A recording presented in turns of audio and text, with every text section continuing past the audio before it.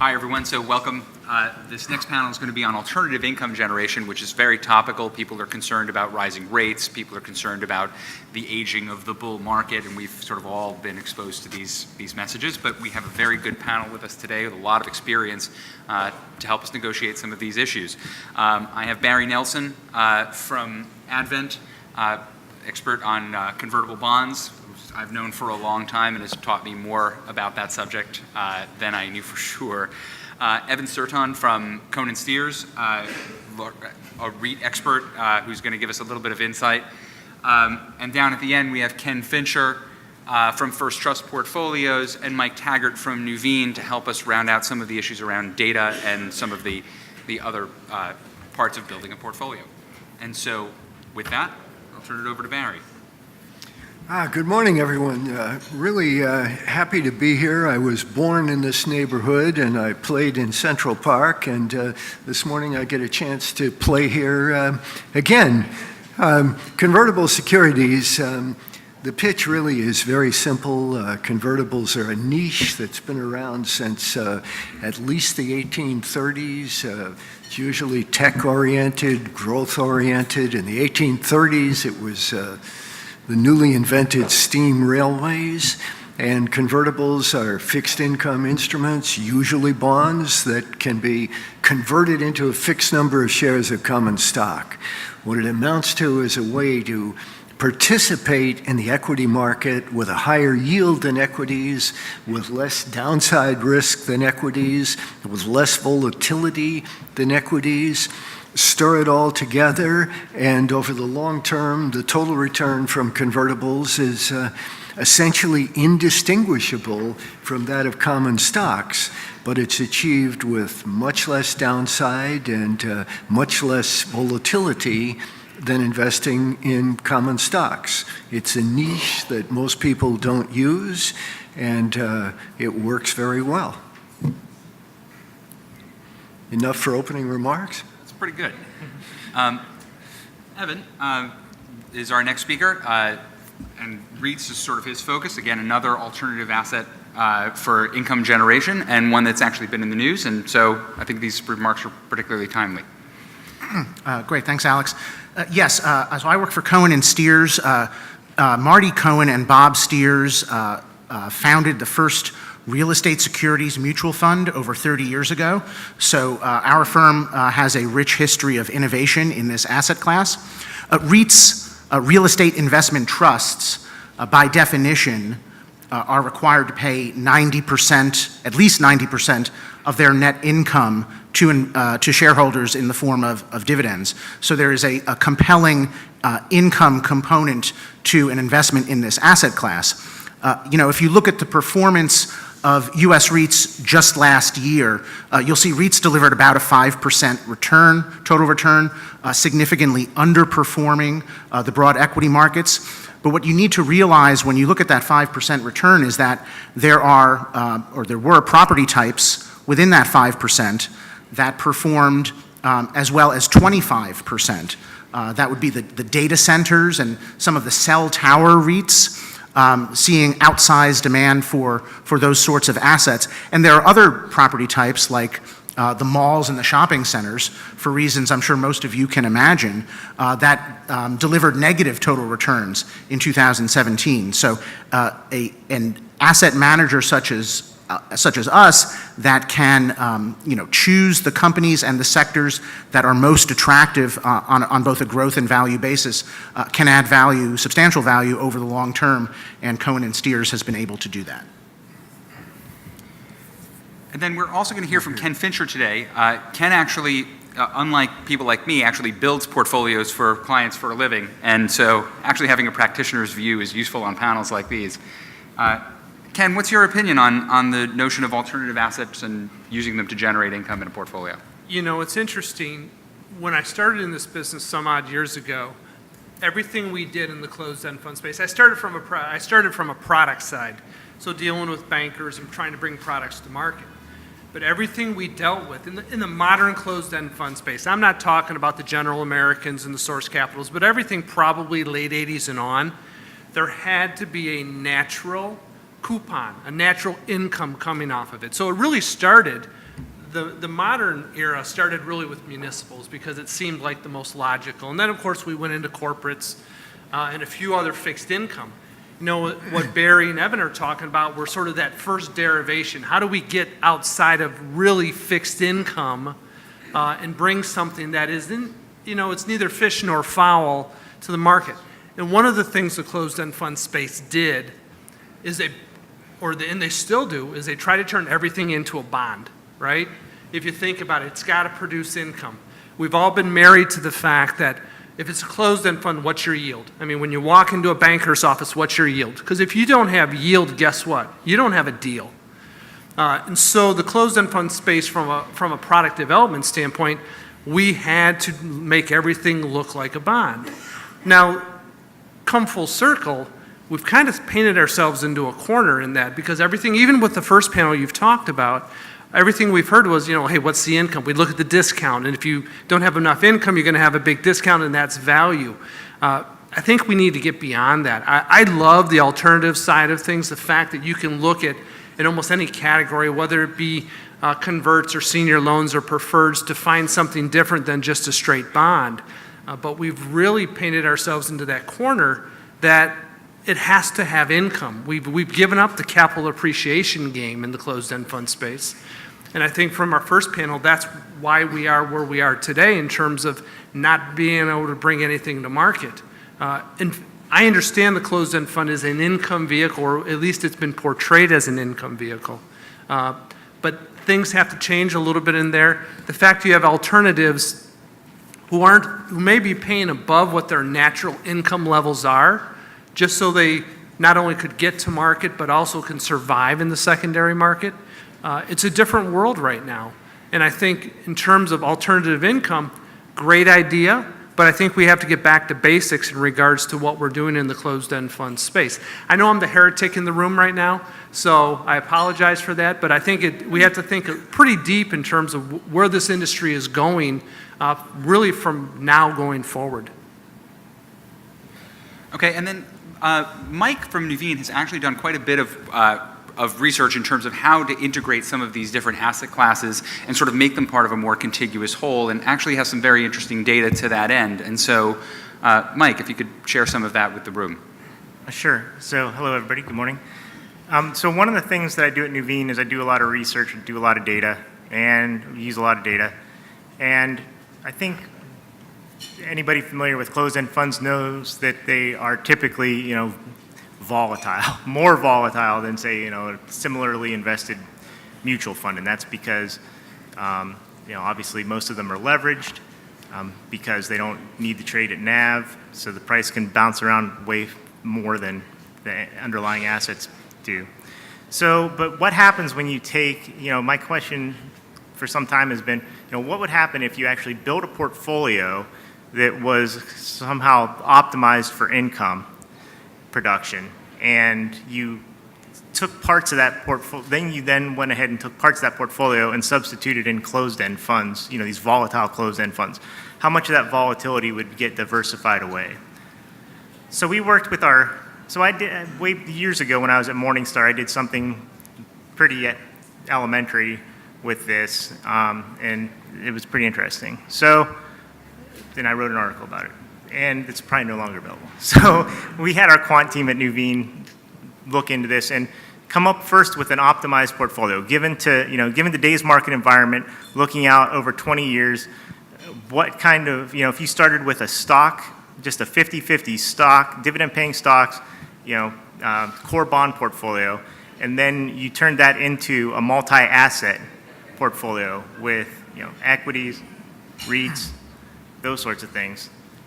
What would happen to your income if you were to do that?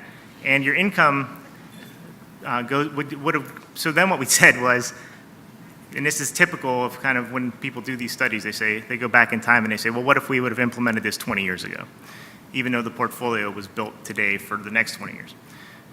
So we went back and we did that, and the outcome would have been, just by adding, you know, various asset classes, not even in closed-end funds, you would have significantly improved not only the amount of income that you could have generated, but in retirement, you know, as I'm sure we're all aware, risks change. So, volatility, your principal volatility is still a risk, but there are other risks like shortfall risk. So, you need X amount of money every year to pay your bills, and how often does your income fall below that? There's a shortfall, right? That's bad. So, but just by adding these multi-assets, your shortfall risk would have decreased considerably. And so then we said, okay, so now we have 10 asset classes in this portfolio of various weightings. What if we just took the average returns and income returns and capital returns from the corresponding Morningstar closed-end fund category and put those in there at, say, 15% of the weighting? So in other words, if asset X had a 10% weighting in the portfolio, it would now have an 8.5 of that would be to an underlying index, and 1.5% of that would be to the closed-end fund average. And what would happen to that? And we found that, again, income went up in the portfolio, and your shortfall risk decreased even more significantly. Then the big question is, well, what happens to risk? And what was really interesting is, even though the closed-end, when we substituted in the closed-end funds, there was more volatile than just the multi-asset portfolio in general. It was still less. It was still more volatile than the traditional portfolio of just stocks and core bonds, but the Sharpe ratio was still a lot higher. It was about 10% higher. So for the amount of risk you were taking on, you were being paid for it more than you were in the traditional sense. And I mean, I think just the bigger picture is people go around and they search for income. A lot of times they say, oh, well, that security is too risky, or that wrapper, that whatever is too risky. It's volatile. Closed-end funds, they use leverage and they bounce around, whatever. And they fail to kind of take into consideration, well, how would this actually work within the context of a broader portfolio? So, after I have a few questions that have sparked by this conversation, but we will open the floor up to questions after this. So if everyone wants to sort of get ready with those. My first question is for Barry.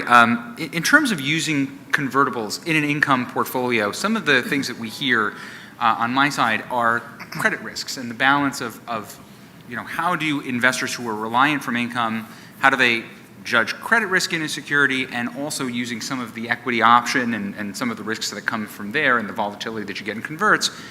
How does that adapt itself to an income portfolio? How should income investors think about those issues? Well, it's a way to get some higher total return. Frankly, it's a way to pick up some appreciation, something that Ken mentioned that is generally absent in fixed income unless there's been a credit panic or surging interest rates or some other bad situation. But appreciation is typical in the convertible market because the stock market usually goes up and convertibles will go up with the stock market. Beyond that, as a fixed income strategy, convertibles do mean lower yield. There is no free lunch, bond of equivalent quality of triple B or double B or single B or whatever. It's going to yield a lot less if it's a convertible than if it's a straight bond. But it has this upside participation. In essence, the conversion right is an embedded option.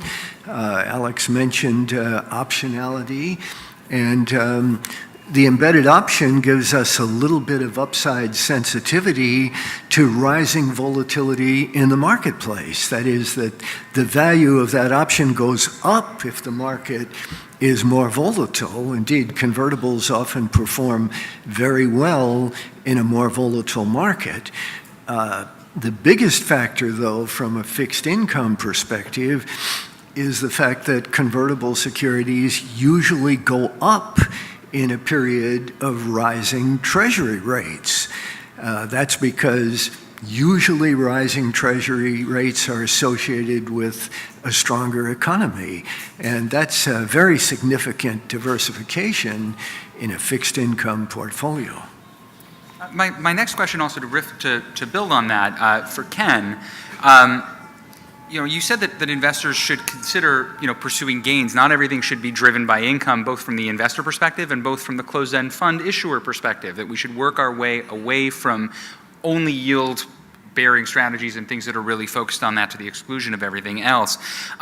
What are some of the asset classes that you would like to sort of see greater representation, either used by individual investors or for the closed-end fund community as a whole, to try and round out the slate of offerings that we have for people as they build their portfolios? I think we have all the right offerings out there. If you think about it, we pretty much cover everything from emerging market equity to Jeff talked earlier about U.S. equity on the equity side. In terms of what Barry was talking about, the beauty of the convert is the fact that it gives you that access. It sort of gives you that optionality in regards to, hey, what's going on in the equity market versus the fixed income market. If fixed income yields are rising and the fixed income market is getting a little soft, you can get involved with converts. It gives you a little downside protection in regards to that. So from Alex's standpoint, in terms of your question, we have everything out there. We've just turned everything into a bond. We don't have a lot of funds that are really total return centric. We try to manage portfolios, as we tell our investors, for total return. You don't need us for income. If you're investing in closed-end funds, you can get income without us. It's not hard. But what we try to do is give you a better round trip. And we all talk about the volatility in the closed-end fund space and how you manage through it. A lot of investors right now, when things start to get tough, municipal bonds, first quarter, very tough market. A lot of people just get out. They move on. They just don't like the volatility. What you have to do is try to keep those people involved. You just have to try to manage it, defend that portfolio over the long period. So we have all the right tools out there.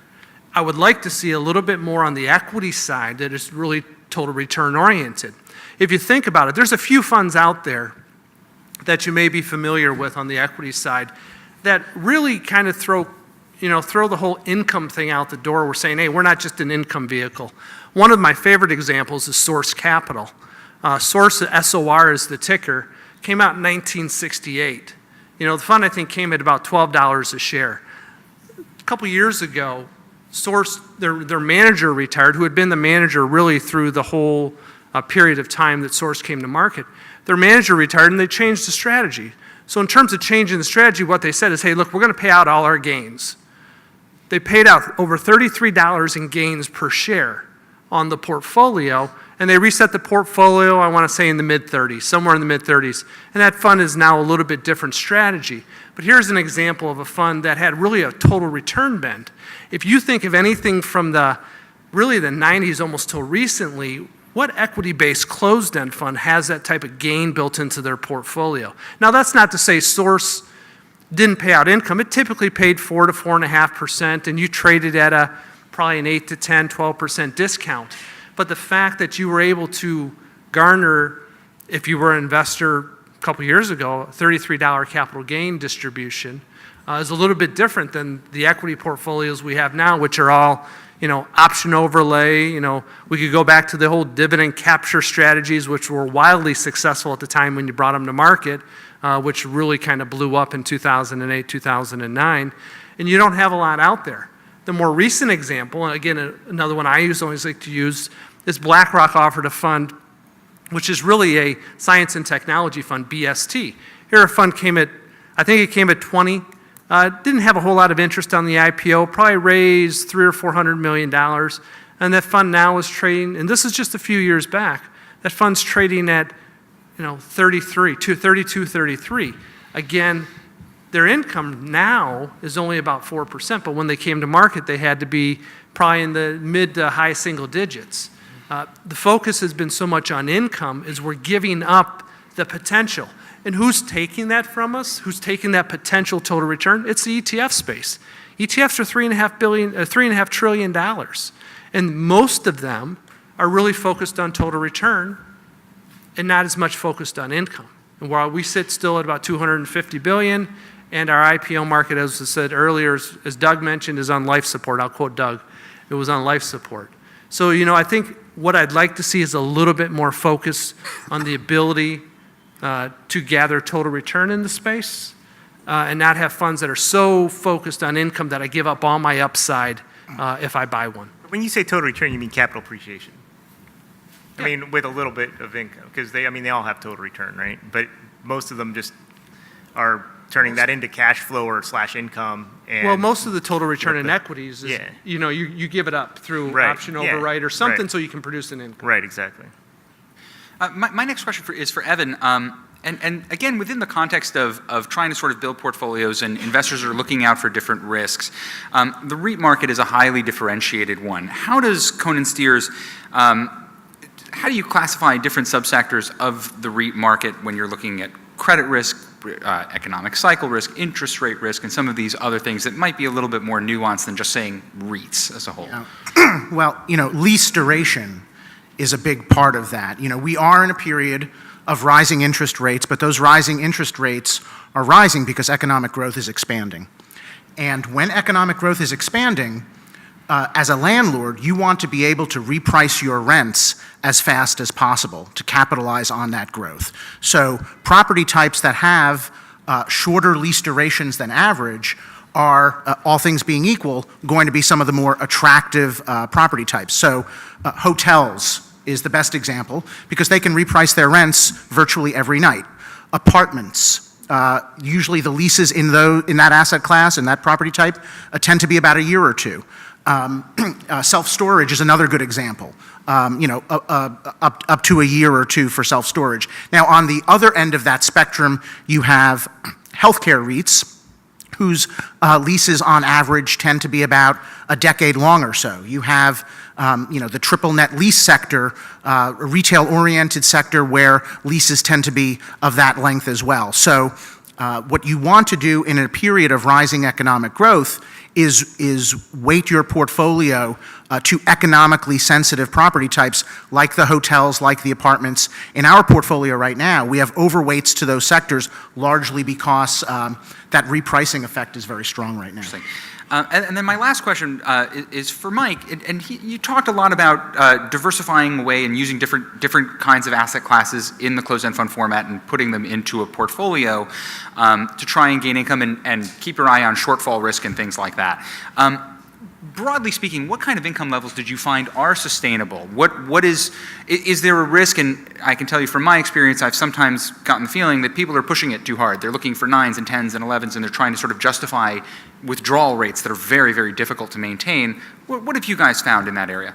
So what we did was when we went to the quant team, we said, look, build us an optimal income portfolio with a standard deviation that doesn't go above 9, like an expected standard deviation that wouldn't be above 9. The reason we chose 9 was because historically a balanced portfolio of 50-50 stocks and bonds wouldn't have exceeded 9.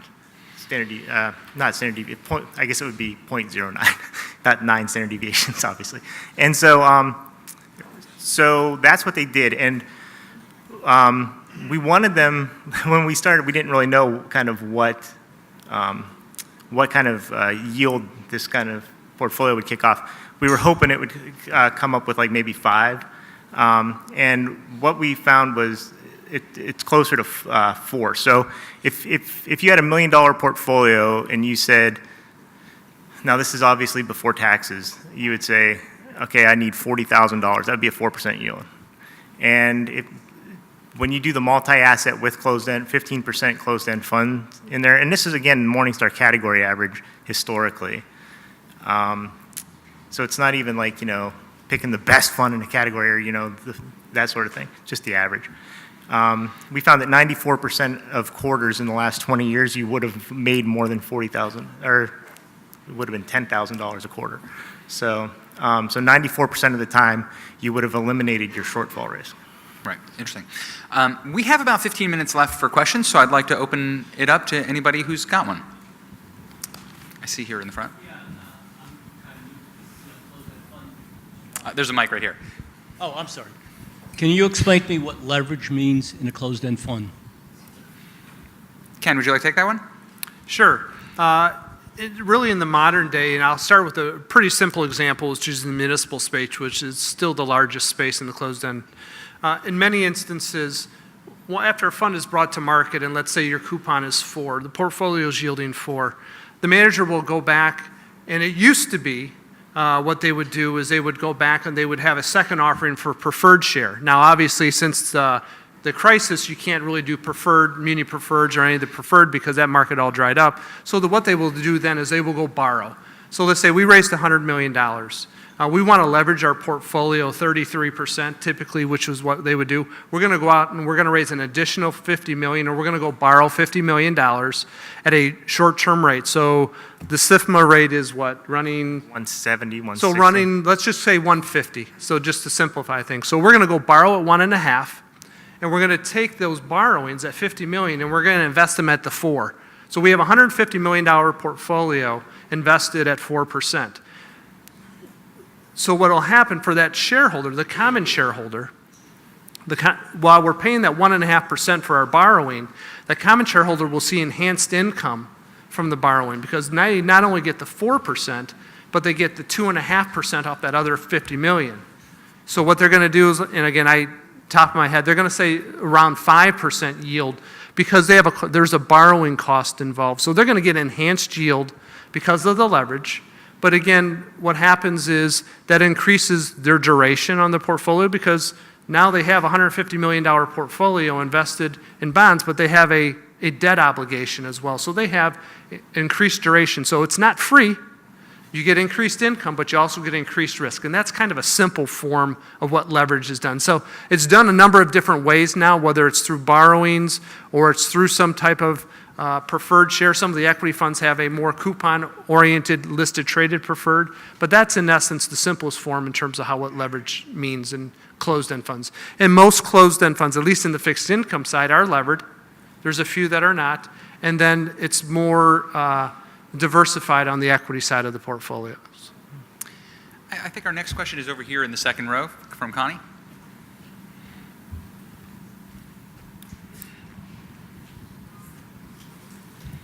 First of all, thank you for an excellent panel. Since we are talking about alternatives, it has been for a long time, we talk about unconstrained income. So it's just to say there's a lot of like border or sort of like crossover.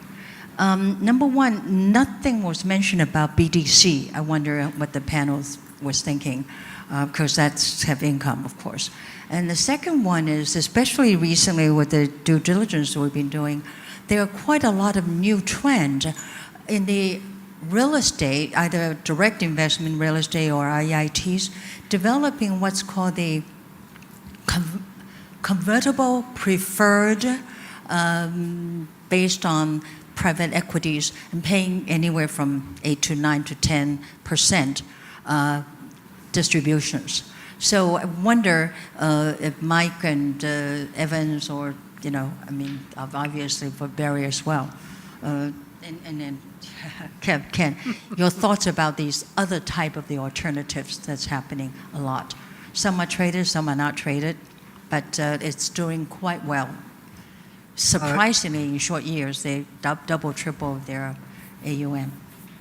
I would cite one problem with both private convertibles and BDCs, that we're capped in terms of how much exposure we can have in a closed-end fund to private convertibles, which are regarded as illiquid instruments. This doesn't mean they won't have a superior total return, and they definitely have higher yields than public convertibles, but we're constrained. We can't have more than a small amount of illiquid securities. Also, in terms of leverage, these issues really can't support leverage because they're illiquid. So there's a bit of a problem having material participation there. In BDCs, I think there's a similar problem because BDCs really resemble closed-end funds. It's different, but it's putting a management fee on top of a management fee, investing in a BDC that has its own fees. And then, Evan, did you have something to add to that? I would say in terms of REITs, we are committed Cohen and Steers is committed to investing in only in publicly traded real estate securities. Part of the reason is that we would argue that the private market and private vehicles do not afford you a proper illiquidity premium, and private market returns are often smoothed over by appraisal-based accounting, whereas you're priced daily with REITs, and we do believe that offers investors a lot more confidence in what they're getting. There's also a corporate governance component to that as well. We are fans of the public markets because of the corporate governance demands on management teams, and we have found that the private market does not offer the same confidence in corporate governance that the listed market does. To add to what Evan's talking about as well, if you're going to go to a banker and you're trying to bring a deal to market, typically you're going to be limited, or you're not going to be allowed to do anything that they can't price on a daily basis, because you strike an NAV on a nightly basis for your portfolio. So typically, we ran into this with senior loans back in the day. If you think back late 90s, there were no senior loan closed-end funds, because why? Everything in the senior loan space was self-priced. So the portfolio manager priced their portfolio every night, and when they went, par. It didn't matter what was going on, and a lot of people would use, if you recall, they would use senior loans almost like it's money market-esque. The NAV never changed. It's great because you got a portfolio manager who's pricing his own portfolio. When you tried to come to the bankers to bring a closed-end fund in the space, the first thing all the lawyers and even the bankers said was like, you got to have a third-party pricing. Someone has to price that security every night for you. So I think what Evan's talking about, because you don't get a public pricing, you don't get a pricing on a daily basis, that's much harder to put in a closed-end fund portfolio than you would think. So second, I think on your question on BDCs, a lot of people are trying into mainstream BDCs into their closed-end fund. They're not, okay?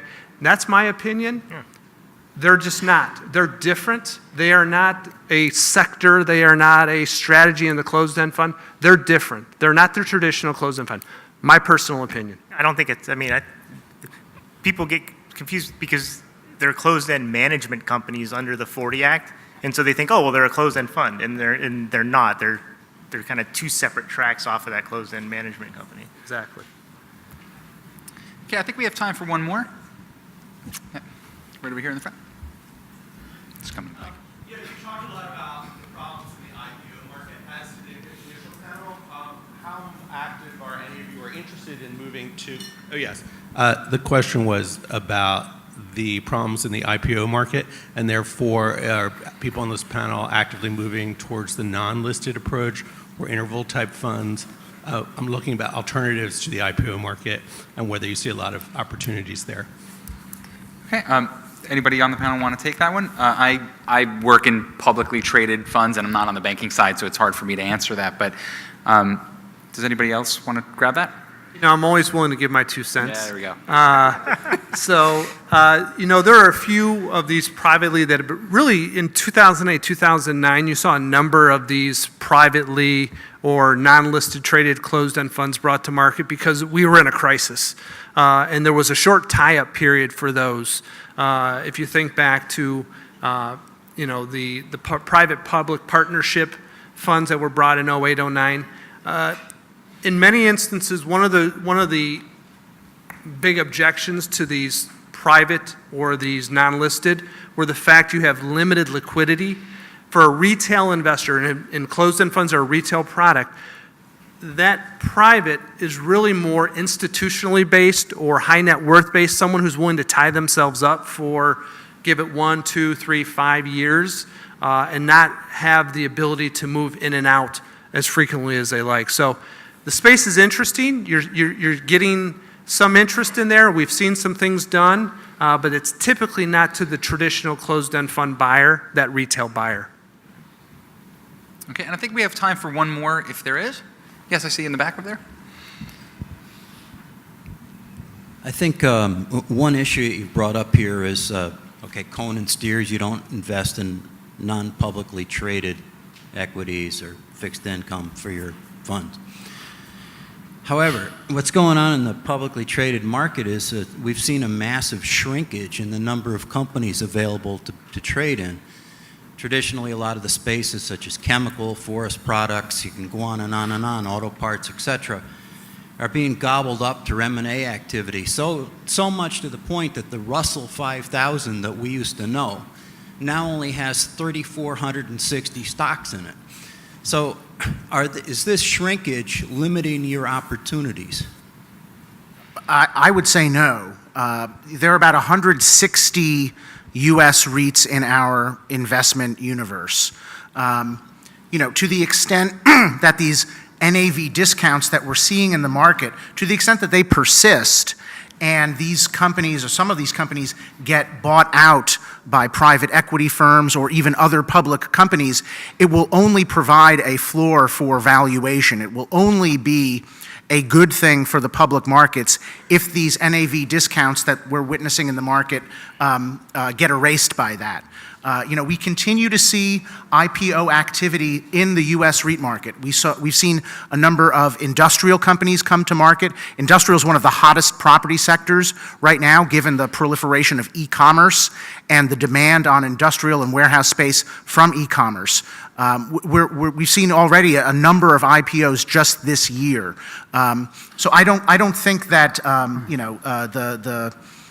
the rise and fall of the number of companies in our universe is necessarily a bad thing for our ability to extract value. Okay, and with that, I think we will have time for one short question. We've got about a minute left on our time. Thank you. I'd like to request some comment on ETF on the MLPs, like AMZA or AMLP.